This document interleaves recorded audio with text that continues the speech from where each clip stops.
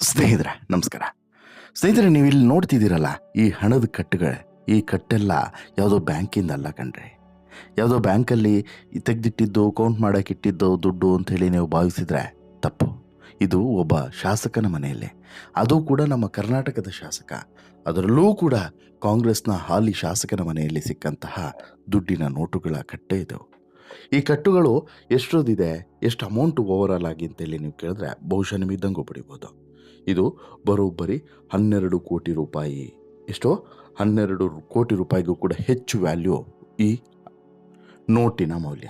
ಹೌದ್ರಿ, ಇದು ಅಕ್ರಮವಾಗಿ ಆನ್ಲೈನ್ ಮತ್ತು ಆಫ್ಲೈನ್ ಬೆಟ್ಟಿಂಗನ್ನು ನಡೆಸಿದಂಥ ಆರೋಪದ ಮೇಲೆ ಅರೆಸ್ಟ್ ಆಗಿರುವಂಥ ಕಾಂಗ್ರೆಸ್ನ ಶಾಸಕ KC ವೀರೇಂದ್ರ ಪಪ್ಪಿ ಅವರ ಮನೆಯಲ್ಲಿ ಸಿಕ್ಕಂತಹ ಹಣದ ರಾಶಿ. ಆಗಸ್ಟ್ 22 ಮತ್ತು 23ರಂದು ಸಿಕ್ಕಿಂ, ಚಿತ್ರದುರ್ಗ, ಬೆಂಗಳೂರು, ಹುಬ್ಬಳ್ಳಿ, ಜೋಧ್ಪುರ, ಮುಂಬೈ, ಗೋವಾದಲ್ಲಿನ 31 ವಿವಿಧ ಸ್ಥಳಗಳಲ್ಲಿ ಇಡಿ ಶೋಧವನ್ನು ನಡೆಸಿ ಪತ್ತೆ ಹಚ್ಚಿದಂಥ ಹಣದ ಕಂತೆ ಇದು. ಎಲ್ಲವೂ ಕೂಡ ಬಹುತೇಕ 500 ರೂಪಾಯಿಯ ಮುಖಬೆಲೆಯ ನೋಟು. ಅದರ ಜೊತೆಗೆ ಒಂದಷ್ಟು ವಿದೇಶಿ ಕರೆನ್ಸಿಯೂ ಕೂಡ ಇದೆ. 5 ಕೆಸಿನೋಗಳಾದಂತಹ Puppy's Casino Gold, Ocean Rivers Casino, Puppy's Casino Pride, Ocean 7 Casino, Big Daddy Casino, ಈ ರೀತಿ ಬೇರೆ ಬೇರೆ ಕೆಸಿನೋಗಳೆಲ್ಲ ಮೇಲೆ ದಾಳಿ ನಡೆಸಿದಂಥ ಇಡಿ ಅಧಿಕಾರಿಗಳು ಇಲ್ಲಿ ನಡೀತಿದ್ದಂತಹ ಬೆಟ್ಟಿಂಗ್ ಜಾಲವನ್ನು ಭೇದಿಸಿದ್ದಾರೆ. ಜೊತೆಗೆ ಆನ್ಲೈನ್ ಮತ್ತು ಆಫ್ಲೈನ್ ಎರಡೂ ಬೆಟ್ಟಿಂಗ್ಗಳು ಕೂಡ ನಡೀತಿದ್ದು ಅನ್ನೋದು ಗೊತ್ತಾಗಿದೆ. ಓವರಲ್ ಆಗಿ ಇಲ್ಲಿ ಸಿಕ್ಕಂತಹ ಬಂಗಾರದ ಕೆಜಿಗಟ್ಟಲೆ ಬಂಗಾರದ ಲೆಕ್ಕ, ಈ ಕ್ಯಾಶ್ನ ಲೆಕ್ಕ, ಜೊತೆಗೆ ಇಲ್ಲಿ ಓವರಲ್ ಆಗಿ ರೇಡ್ ಆದಂತಹ ವ್ಯಾಲ್ಯೂನ ಕೇಳಿದ್ರೆ ಬಹುಶಃ ನಮಗೆ ನಿಮಗೆ ಎಲ್ಲರಿಗೂ ಕೂಡ ಗಿರ ಅಂತೇಳಿ ತಲೆ ತಿರುಗುತ್ತೆ. ಯಾಕಂತ ಹೇಳಿದ್ರೆ ಒಬ್ಬ ಎಮ್ ಎಲ್ ಎ ಇಷ್ಟೆಲ್ಲ ಸಂಪಾದನೆ ಮಾಡೋದಕ್ಕೆ ಸಾಧ್ಯನಾ ಅನ್ನುವಂಥ ಪ್ರಶ್ನೆ ಸಹಜವಾಗಿ ಬೀಳುತ್ತೆ. ಇವರೆಲ್ಲ ಏನು ಮೆಸೇಜನ್ನು ಕೊಡೋದಕ್ಕೆ ರಾಜಕಾರಣಿಗಳಾಗ್ತಿದ್ದಾರೆ, ಯಾವ ಉದ್ದೇಶಕ್ಕೆ ರಾಜಕಾರಣಕ್ಕೆ ಬರ್ತಿದ್ದಾರೆ ಅನ್ನುವಂತಹ ವಿಚಾರವನ್ನು ನಾವೆಲ್ಲರೂ ಕೂಡ ಈ ಬಾರಿ ಯೋಚಿಸಲೇಬೇಕಾದಂಥ ಪರಿಸ್ಥಿತಿ ನಿರ್ಮಾಣ ಮಾಡಿಟ್ಟಿದ್ದಾರೆ ಈ ವೀರೇಂದ್ರ ಪಪ್ಪಿ. ಅಸಲಿಗೆ ಚಿತ್ರದುರ್ಗದ ಕಾಂಗ್ರೆಸ್ನ ಶಾಸಕರಾಗಿರುವಂಥ KC ವೀರೇಂದ್ರ ಪಪ್ಪಿ ಈ ಪ್ರಮಾಣದಲ್ಲಿ ಅಕ್ರಮವಾಗಿ ಇಷ್ಟೆಲ್ಲ ಆಸ್ತಿ ಪಾಸ್ತಿ ಸಂಪಾದನೆಯನ್ನು ಮಾಡೋದ್ರ ಜೊತೆಗೆ ಈ ರೀತಿ ಈ ಹಣದ ರಾಶಿಯ ಮೇಲೆ ಮಲಗುವಷ್ಟು ಹಣವನ್ನು ಒಟ್ಟು ಮಾಡಿ ಇಟ್ಕೊಳ್ತಾರೆ ಅಂತ ಹೇಳಿದ್ರೆ ಇವರ ದಂಧೆ ಯಾವ ರೀತಿ ಇತ್ತು ಅನ್ನೋದನ್ನು ಜಸ್ಟ್ ಇಮ್ಯಾಜಿನ್ ಮಾಡ್ಕೊಳ್ಳಿ. ಅಸಲಿಗೆ ಈ ವೀರೇಂದ್ರ ಪಪ್ಪಿ ಅರೆಸ್ಟ್ ಇದೆಯಲ್ಲ, ಇದೇ ರೋಚಕವಾಗಿತ್ತು. ವೀರೇಂದ್ರ ಪಪ್ಪಿ ಇನ್ಫ್ಯಾಕ್ಟು ಆತನ ಪಾರ್ಟ್ನರ್ಸ್ ಅಥವಾ ಸಹಚರರೊಂದಿಗೆ ಸಿಕ್ಕಿಂನ ಗ್ಯಾಂಗ್ಟಾಕ್ಗೆ ಹೋಗ್ತಾ ಇದ್ದ. ಈ ಸಂದರ್ಭದಲ್ಲಿ ಅಲ್ಲಿ ಕೆಸಿನೋಗಾಗಿ ಒಂದು ತುಂಡು ಭೂಮಿಯನ್ನು ಕೂಡ ಗುತ್ತಿಗೆಗೆ ಪಡೆದಿದ್ದಂಥ ಈ MLA ಅಕ್ರಮ ಹಣ ವರ್ಗಾವಣೆ ತಡೆ ಸಂಸ್ಥೆಯ ಬಲೆಗೆ ಬಿದ್ದಿದ್ದ. ವೀರೇಂದ್ರ ಪಪ್ಪಿಗೆ ಸಂಬಂಧಿಸಿದ್ದು ಎನ್ನಲಾದಂತಹ 30 ಕಟ್ಟಡಗಳ ಮೇಲೆ ದಾಳಿಯನ್ನು ಮಾಡ್ತಾರೆ. ಒಂದು ದಿನದ ನಂತರ ಸುಮಾರು 1 ಕೋಟಿ ರೂಪಾಯಿ ವಿದೇಶಿ ಕರೆನ್ಸಿ, ಸುಮಾರು 6 ಕೋಟಿ ಮೌಲ್ಯದ ಚಿನ್ನದ ಆಭರಣಗಳು ಮತ್ತು ಸುಮಾರು 10 kg ತೂಕದ ಬೆಳ್ಳಿ ವಸ್ತುಗಳು ಮತ್ತು 4 ವಾಹನಗಳು ಸೇರಿದಂತೆ 15 ಕೋಟಿಗೂ ಹೆಚ್ಚು ಕ್ಯಾಶನ್ನು ಕೂಡ ವಶಪಡಿಸಿಕೊಂಡಿದ್ದಾರೆ. ಇಷ್ಟಕ್ಕೆ ಸುಮ್ಮನೆ ಆಗಿಲ್ಲ ಈ ಕೇಂದ್ರ ತನಿಖೆ ಏಜೆನ್ಸಿ. 17 ಬ್ಯಾಂಕ್ಗಳ ಖಾತೆಯನ್ನು ಕೂಡ ಸೀಸ್ ಮಾಡಿದೆ. 2 ಬ್ಯಾಂಕ್ ಲಾಕರ್ಗಳು ಕೂಡ ಸ್ಥಗಿತವಾಗಿದ್ದಾವೆ. ವೀರೇಂದ್ರ ಪಪ್ಪಿ ಸಹೋದರ KC ನಾಗರಾಜ್ ಮತ್ತು ಅವರ ಮಗ ಪೃಥ್ವಿ ಎನ್ ರಾಜ್ ಅವರ ಮನೆಗಳ ಮೇಲೂ ಕೂಡ ದಾಳಿಯನ್ನು ಮಾಡಿ ಅನೇಕ ದಾಖಲೆಗಳನ್ನು ವಶಪಡಿಸಿಕೊಂಡಿದ್ದಾರೆ. ಇದರ ಸಹೋದರರಾದಂತಹ KC ತಿಪ್ಪೇಸ್ವಾಮಿ ಮತ್ತು ಪೃಥ್ವಿ ಎನ್ ರಾಜ್ ಅವರು ದುಬೈನಿಂದ ಆನ್ಲೈನ್ ಗೇಮಿಂಗ್ ಕಾರ್ಯಾಚರಣೆಗಳನ್ನು ನಿರ್ವಹಿಸ್ತಾ ಇದ್ರು ಅನ್ನೋಂಥ ಆರೋಪ ಇದೆ. ದಾಳಿಯ ವೇಳೆ ಭಾರೀ ಪ್ರಮಾಣದ ಹಣ ಮತ್ತು ಚಿನ್ನಾಭರಣಗಳು ಪತ್ತೆಯಾಗಿರೋದ್ರಿಂದ ಸಹಜವಾಗಿ ಇದು ಪ್ರಕರಣ ಎಷ್ಟು ಸೀರಿಯಸ್ ಅನ್ನೋದನ್ನು ಸೂಚಿಸ್ತಾ ಇದೆ. ಬೆಟ್ಟಿಂಗ್ ದಂಧೆಯಿಂದ ಸಂಪಾದಿಸಿದಂಥ ಆದಾಯ ಮತ್ತಷ್ಟು ಪತ್ತೆ ಹಚ್ಚಬೇಕಾಗಿರೋದ್ರಿಂದ ಇನ್ನಷ್ಟು ವಶಕ್ಕೆ ಪಡೆದು ವಿಚಾರಣೆ ನಡೆಸುವಂಥ ಸಾಧ್ಯತೆ ಸ್ಪಷ್ಟವಾಗಿ ಕಾಣಿಸ್ತಿದೆ. ಗೋವಾದಲ್ಲಿ ಅಕ್ರಮ ಹಣ ವರ್ಗಾವಣೆ ಪ್ರಕರಣದ ಭಾಗವಾಗಿ ವೀರೇಂದ್ರ ಪಪ್ಪಿಗೆ ಸಂಬಂಧಿಸಿದಂಥ 5 ಕೆಸಿನೋಗಳಾದಂತಹ Puppy's Casino Gold, Ocean Rivers Casino, Puppy's Casino Pride, Ocean 7 Casino ಮತ್ತು ಬಿಗ್ ಡ್ಯಾಡಿ ಕೆಸಿನೋಗಳಲ್ಲಿ ಇಡಿ ಆರಂಭದಲ್ಲಿ ಶೋಧವನ್ನು ನಡೆಸುತ್ತೆ.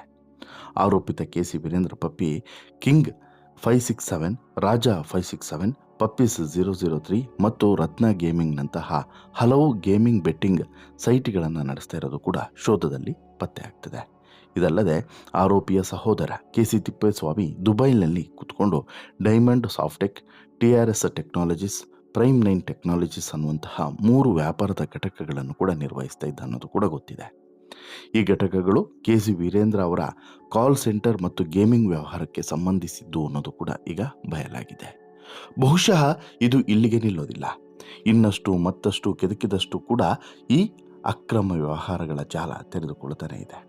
ಬಹುಶಃ ಶಾಸಕ ವೀರೇಂದ್ರ ಪಪ್ಪಿಯ ಆಸ್ತಿ ಪಾಸ್ತಿ ಜೊತೆಗೆ ಇಷ್ಟು ಹಣ ಮನೆಯಲ್ಲೇ ಇಟ್ಕೊಂಡಿರುವಂಥದ್ದು ಇವೆಲ್ಲವೂ ಕೂಡ ನೋಡಿದ್ರೆ ಬಹುಶಃ ಈತ ಸಾಮಾನ್ಯವಾದಂತಹ ಈ ಡೀಲರ್ ಅಲ್ವೇ ಅಲ್ಲ, ಪೆಡ್ಲರ್ ಅಲ್ವೇ ಅಲ್ಲ ಅನ್ನೋದು ಸ್ಪಷ್ಟವಾಗಿ ಗೊತ್ತಾಗ್ತಿದೆ.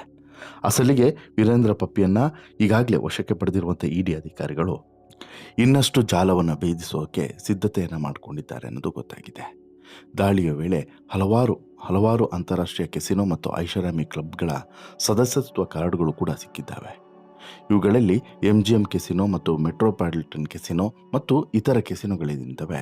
ಇವುಗಳು ಒಂದು ರೀತಿಯಲ್ಲಿ ಲಕ್ಷಗಟ್ಟಲೆ ವ್ಯಾಲ್ಯೂ ಬೀಳುವಂತಹ ಕೆಸಿನೋ ಕಾರ್ಡ್ಗಳು. ಇದರ ಜೊತೆಗೆ ತಾಜ್, ಹಯಾತ್, ಲೀಲಾ ಅಂತಹ ಪ್ರತಿಷ್ಠಿತ ಹೋಟೆಲ್ಗಳ ಐಷಾರಾಮಿ ಆತಿಥ್ಯದ ಸದಸ್ಯತ್ವ ಕಾರ್ಡು, ಅಂದರೆ ಪರ್ಮನೆಂಟ್ ಅವರು ಇಲ್ಲಿಗೆ ಹೋದರೆ ಅಲ್ಲೇ ಸ್ಟೇ ಆಗುವಂಥದ್ದು ಅಂತಹ ಕಾರ್ಡುಗಳು ಕೂಡ ಇದ್ದಾವೆ.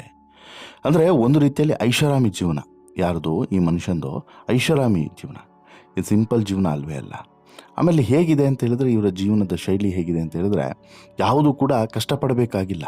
ಆರಾಮಾಗಿ ಇವ್ರಿಗೆ ಒಂದೊಂದು ಕಡೆಯೂ ಕೂಡ, ಈಗ ಇಲ್ಲಿ ಬೆಂಗಳೂರಲ್ಲಿ ಕೂತಿದ್ದಾರೆ ಅಂತ ಇಟ್ಕೊಳ್ಳಿ, ಬೆಂಗಳೂರಲ್ಲಿ ಕೂತರೆ ಇವ್ರದ್ದು ಇನ್ಕಮ್ ಹೇಗಿರುತ್ತೆ ಅಂತ ಹೇಳಿದ್ರೆ ಗಂಟೆಗೆ ಇಷ್ಟು ಅಂತ ಹೇಳಿಬಿಟ್ಟು.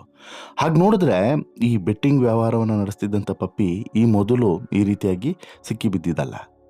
ಚಿತ್ರದುರ್ಗದ 6, ಬೆಂಗಳೂರಿನ 10, ಗೋವಾದ 5, ಹುಬ್ಬಳ್ಳಿ, ಮುಂಬೈ, ಜೋಧ್ಪುರದಲ್ಲಿ ತಲಾ 1 ಕಡೆ ಮತ್ತು ಸಿಕ್ಕಿಂನಲ್ಲಿ 5 ಕಡೆ ಇಡಿ ಅಧಿಕಾರಿಗಳು ದಾಳಿ ಮಾಡಿದಾಗ ಇಷ್ಟೆಲ್ಲ ಪತ್ತೆ ಆಗಿದ್ದರೆ 2016 ನವೆಂಬರ್ನಲ್ಲಿ ಕೇಂದ್ರ ಸರ್ಕಾರ ಆಗ ಚಾಲ್ತಿಯಲ್ಲಿದ್ದಂತಹ ಇದ್ದಂತಹ 5,000 ಮತ್ತು 1,000 ಮುಖಬೆಲೆಯ ನೋಟನ್ನು ಅಮಾನ್ಯ ಮಾಡಿತು. ಬದಲಿಗೆ 2,000 ಮುಖಬೆಲೆಯ ನೋಟನ್ನು ಚಲಾವಣೆಗೆ ತಂದಿತ್ತು. ಅದೇ ವರ್ಷ ಡಿಸೆಂಬರ್ 16ಕ್ಕೆ IT ಇಲಾಖೆಯ ಅಧಿಕಾರಿಗಳು ವೀರೇಂದ್ರ ಅವರ ಮನೆಯಲ್ಲಿ ಶೋಧ ನಡೆಸಿದ್ರು. ಆಗ ಮನೆಯ ಸ್ನಾನಗೃಹದ ಗೋಡೆಯ ಒಳಗಡೆ, ಕರೆಕ್ಟಾಗಿ ಕೇಳಿಸ್ಕೊಳ್ಳಿ, ಮನೆಯ ಸ್ನಾನಗೃಹ ಬಾತ್ರೂಮ್ನ ಗೋಡೆಯ ಒಳಗಡೆ ಅಡಗಿಸಿದಂಥ ಕಪಾಟಿನಲ್ಲಿ 5 ಕೋಟಿ ರೂಪಾಯಿ ನಗದು ಪತ್ತೆಯಾಗಿತ್ತು. ಅದರಲ್ಲಿ ಆಲ್ಮೋಸ್ಟ್ 2,000 ರೂಪಾಯಿ ನೋಟ್ಗಳೇ ಸಾಕಷ್ಟು ಸಂಖ್ಯೆಯಲ್ಲಿತ್ತು. ಜೊತೆಗೆ 30 kg ಚಿನ್ನ ಕೂಡ ಪತ್ತೆಯಾಗಿತ್ತು. ಬಹುಶಃ ಆವತ್ತೇ ಬುದ್ಧಿ ಕಲ್ತಿದ್ದಿದ್ರೆ ಇವತ್ತು ಈ ರೀತಿ ಆಗ್ತಿರಲಿಲ್ಲ. ಬಟ್ ಆದರೆ ಅವತ್ತು ಬುದ್ಧಿ ಕಲಿಯದಂಥ ಕಾರಣಕ್ಕೋಸ್ಕರ ಇವತ್ತು ಇಡಿ ಬಲೆಗೆ ಈ ವೀರೇಂದ್ರ ಪಪ್ಪಿ ಬಿದ್ದಿದ್ದಾನೆ. ನಾವೆಲ್ಲರೂ ಕೂಡ ಈ ಶಾಸಕರನ್ನು ಅಥವಾ ನಮ್ಮ ಭಾಗದ ಜನಪ್ರತಿನಿಧಿಗಳನ್ನು ಆಯ್ಕೆ ಮಾಡುವಾಗ ನಮಗೇನೋ ಒಳ್ಳೇದಾಗುತ್ತೆ ಅಂತ ಹೇಳಿಬಿಟ್ಟು ಆಯ್ಕೆ ಮಾಡ್ತೀವಿ. ಆದರೆ ಇವ್ರು ಹೇಗಿರ್ತಾರೆ ನೋಡಿ, ನಮಗೇನೋ ಒಳ್ಳೇದು ಮಾಡೋದಲ್ಲ, ಅವರಿಗೇನು ಒಳ್ಳೇದಾಗುತ್ತೆ ಅನ್ನೋದನ್ನು ನೋಡಿ ರಾಜಕೀಯಕ್ಕೆ ಬರ್ತಾರೆ. ಹಣಬಲ ಮತ್ತು ಇಂತಹ ಅಕ್ರಮ ಹಣಗಳ ಒಂದು ಖರ್ಚು ಮಾಡಬೇಕು ಅನ್ನೋಂಥ ಕಾರಣಕ್ಕೋ, ಅಥವಾ ಇನ್ನಷ್ಟು ಈ ರೀತಿಯಾದಂಥ ಅಕ್ರಮಗಳನ್ನು ಹೆಚ್ಚುಗಳು ಮಾಡ್ಕೊಬೇಕು ಅನ್ನೋಂಥ ಕಾರಣಕ್ಕೋ, ನಾವು ಗೆದ್ದರೆ MLA ಆದರೆ ಕೇಳೋರಿಲ್ಲ ಹೇಳೋರಿಲ್ಲ ಅನ್ನುವಂತಹ ಕಾರಣಕ್ಕೋ, ತುಂಬ ಈಸಿಯಾಗಿ ತೆಗೆದುಕೊಂಡು ಹೋಗುವಂತಹ ವ್ಯವಹಾರಗಳು ಅನ್ನುವಂಥ ಕಾರಣಕ್ಕೋಸ್ಕರ ಗೊತ್ತಿಲ್ಲ ಈ ರೀತಿಯಾದಂಥ ಹುದ್ದೆಗಳನ್ನು ಅಲಂಕರಿಸ್ತಾರೆ. ಶಾಸಕರಾಗ್ತಾರೆ, ಸಚಿವರಾಗ್ತಾರೆ, ಇನ್ನೊಂದು ಮತ್ತೊಂದು ಜನಪ್ರತಿನಿಧಿಗಳಾಗಿ ಜನರಿಗೆ ಹೇಗೆ ಯಾಮರಿಸ್ತಾರೆ, ಟೋಪಿ ಹಾಕ್ತಾರೆ ಅನ್ನೋದಕ್ಕೆ ಸಾಕ್ಷಿ ಈ ಪ್ರಕರಣ ಅಂತೇಳಿ ಅನಿಸುತ್ತೆ. ಇಲ್ಲಿ ನೋಡಿ, ಈ ಹಣದ ರಾಶಿಯನ್ನು ನೋಡ್ತಿದ್ರೆ ಮೈಯೆಲ್ಲ ಜುಮ್ ಅನ್ನುತ್ತೆ. ಸಾಮಾನ್ಯವಾಗಿ ನೀವು ಇಷ್ಟು ದುಡಿಯೋದಕ್ಕೆ ಸಾಧ್ಯನೇ ಇಲ್ಲ, ಇಮ್ಯಾಜಿನ್ ಕೂಡ ಮಾಡ್ಕೊಳ್ಳೋಕೆ ಸಾಧ್ಯ ಇಲ್ಲ. ಇಷ್ಟು ಹಣವನ್ನು ನಮ್ಮ ಜೀವಮಾನ ಇಡೀ ಕೂಡಿಟ್ರೂ ಕೂಡ, ಅಂದರೆ ಊಟ ತಿಂಡಿ ಎಲ್ಲವನ್ನು ಕೂಡ ಬಿಟ್ಟು ಕೂಡಿಟ್ರೂ ಕೂಡ ಬಹುಶಃ ಇಷ್ಟು ದುಡ್ಡು ನಾವು ಸಂಪಾದನೆ ಮಾಡೋದಕ್ಕೆ ಆಗೋದಿಲ್ಲ ನಿಯತ್ತಲ್ಲಿ. ಆದರೆ ಇವರೆಲ್ಲ ನೋಡಿ ಎಷ್ಟು ಕೆಟ್ಟ ಕೊಳಕು ಪ್ರಪಂಚದ ಅಥವಾ ಕೊಳಕು ರೀತಿಯಲ್ಲಿ ಸಂಪಾದನೆಗೆ ಇಳಿದುಬಿಟ್ಟು ಎಷ್ಟೋ ಜನರ ಜೀವವನ್ನು ಹಿಂಡಿ ರಕ್ತವನ್ನು ಹೀರಿ ಸಂಪಾದನೆ ಮಾಡಿದಂತಹ ಹಣ ಇದು ಅಲ್ವಾ. ಈ ಪಾಪದ ಕೂಸಿಗೆ ಈಗ ಪ್ರಾಯಶ್ಚಿತ್ತ ಆಗಲೇಬೇಕಲ್ವಾ. ಈ ಪಾಪದ ಹಣ ಈಗ ಅದಕ್ಕೆ ಬೆಲೆ ತೆರಲೇಬೇಕಲ್ವಾ. ಈ ಕೆಲಸವನ್ನು ಈಗ ವೀರೇಂದ್ರ ಪಪ್ಪಿ ಮಾಡ್ತಿದ್ದಾರೆ. ವೀರೇಂದ್ರ ಪಪ್ಪಿ ಅಂತ ಶಾಸಕರು ಬಹುಶಃ ನಮ್ಮ ನಡುವೆ ಇನ್ನಷ್ಟು ಜನ ಇರಬಹುದು. ಅವರು ಕೂಡ ಹೊರಗಡೆ ಬರಬೇಕು. ಅವರು ಕೂಡ ಹೊರಗಡೆ ಬಂದು ಈ ರೀತಿ ಅವರ ಅಕ್ರಮಗಳು ಹೊರಗಡೆ ಗೊತ್ತಾದಾಗಷ್ಟೇ ಸಮಾಜ ಜಾಗೃತ ಆಗುತ್ತೆ ಅನ್ನೋದು ಮಾತ್ರ ಸತ್ಯ. ಬಟ್ ಎವರ್ ವೀರೇಂದ್ರ ಪಪ್ಪಿಯ ಮನೆಯಲ್ಲಿ ಸಿಕ್ಕಂತಹ ಇಷ್ಟು ಪ್ರಮಾಣದ ಹಣವನ್ನು, ಚಿನ್ನಾಭರಣಗಳನ್ನು ನೋಡಿದಾಗ ನಿಮಗೇನು ಅನಿಸುತ್ತೆ? ದಯವಿಟ್ಟು ಚಿತ್ರದುರ್ಗದ ಶಾಸಕರ ಮತ ನೀಡಿದಂತಹ ಮತದಾರರು ಯಾರಿದ್ದೀರಾ, ವೀರೇಂದ್ರ ಪಪ್ಪಿಗೆ ಮತ ನೀಡಿದಂಥ ಮತದಾರರು ಯಾರಿದ್ದೀರಾ, ದಯವಿಟ್ಟು ನೀವು ಈ ಸ್ಟೋರಿಯನ್ನು ನೋಡಿದ್ರೆ ಕಮೆಂಟ್ ಮಾಡಿ. ನಿಮ್ಮ ಶಾಸಕನ ಈ ಒಂದು ಅಕ್ರಮ ಸಂಪಾದನೆ ಬಗ್ಗೆ ನಿಮಗೇನು ಅನಿಸುತ್ತೆ ಅನ್ನೋದನ್ನು ದಯವಿಟ್ಟು ಕಮೆಂಟ್ ಮಾಡಿ. ಜೊತೆಗೆ ಆತ ಇಷ್ಟೆಲ್ಲ ಸಂಪಾದನೆ ಮಾಡೋದು ಅಂತಹ ಸಂದರ್ಭದಲ್ಲಿ ನಿಮ್ಮ ಕ್ಷೇತ್ರಕ್ಕೆ ಏನು ಕೊಡುಗೆಯನ್ನು ಕೊಟ್ಟಿದ್ದಾರೆ ಅದನ್ನು ಕೂಡ ದಯವಿಟ್ಟು ಶೇರ್ ಮಾಡಿ ಅಂತೇಳಿ ಹೇಳ್ತಾ, ಈ ಸ್ಟೋರಿ ಇಷ್ಟ ಆಯಿತು ಅಂತ ಹೇಳಿದ್ರೆ ಲೈಕ್ ಮಾಡಿ, ಶೇರ್ ಮಾಡಿ, ಚಾನಲ್ಗೆ ಸಬ್ಸ್ಕ್ರೈಬ್ ಆಗೋದನ್ನು ಮರಿಬೇಡಿ. ಧನ್ಯವಾದ.